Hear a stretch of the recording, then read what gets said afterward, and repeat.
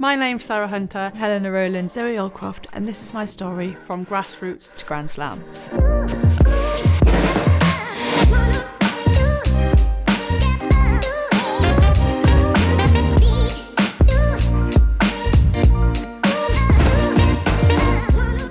One of my first ever memories of rugby was going down to the local rugby club to watch my dad play. I can just remember it being like the boggiest pitch, and I can remember always being freezing, and I never ever wanted to go, but every Saturday I used to go and watch him. My brother was playing rugby. He's 4 years older than me, constantly every weekend asking my dad, can I come down, I really want to play. The family feel, like the whole environment is so welcoming. It feels like quite a safe space for people to be who they want to be. There's no judgment. It is a very inclusive group and an inclusive sport to be part of. The thing about rugby that makes me never kind of give up, it's really hard to explain because it's genuinely something inside of me that just have that drive to just keep going.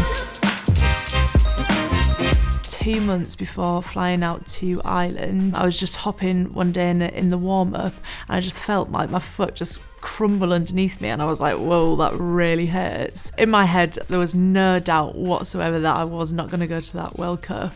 I got chosen to go to the World Cup, which was amazing, and I went and played 2 games, which was like one of the best things I could have ever imagined.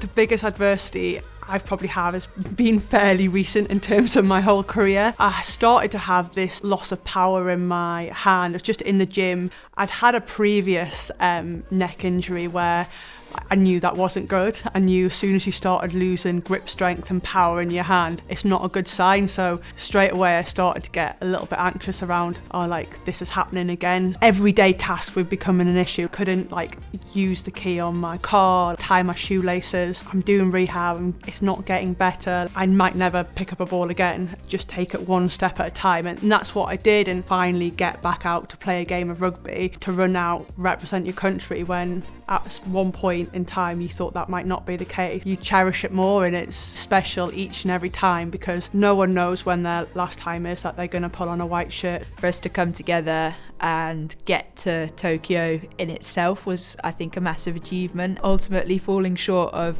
the medal goal which we targeted was pretty hard to take, and it's still something I probably don't really talk about. If you win, you're still learning. If you lose, you're learning more. Those losses are just as beneficial as any win in the long term.